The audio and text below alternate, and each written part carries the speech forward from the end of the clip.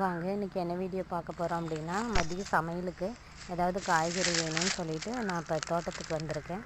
இங்கே பார்த்தீங்கன்னா சொரக்காய் செடி நாங்கள் போட்டு இப்போ ஒரு 2 மாதம் கிட்ட ஆக போகுது. இதில் பார்த்தீங்கன்னா இப்போ தான் குட்டி குட்டியாக பிஞ்சு வச்சுருக்கு. ஆனால் இது எதுவுமே இன்றைக்கி நமக்கு சமையலுக்கு யூஸ் ஆகாது. ஒரு 4-5 நாள் ஆகணும். ரொம்ப குட்டி குட்டியாக இருக்குது, ஆனால் பிஞ்சு நிறையா இருக்குது.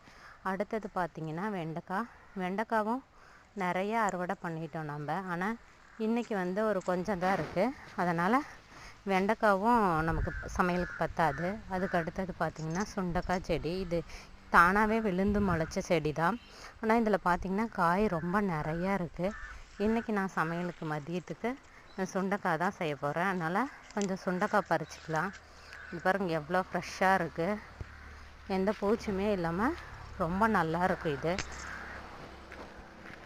இது இயற்கையாகவே இருக்கிறதுனால நம்ம பறித்து சமைக்கும்போது நமக்கும் உடம்புக்கும் ரொம்ப நல்லது. இதில் எதுவுமே மருந்து எதுவுமே யூஸ் பண்ணல. அதுக்கு அடுத்தது கொஞ்சம் சமையலுக்கு கருவேப்பிலை பிச்சுக்கலாம், நிறைய இருக்குது எங்கள் வீட்டில்.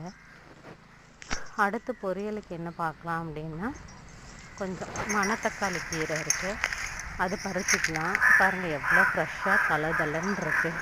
பறித்து இதை தான் நான் இன்றைக்கி பொரியலுக்கு செய்ய போகிறேன். சுண்டைக்காய் குழம்பு ப்ளஸ் அது கூடவே இந்த மணத்தக்காளி பொரியல் செய்ய போகிறேன். உங்களுக்கு இந்த வீடியோ பிடிச்சிருக்குன்னு நினைக்கிறேன்.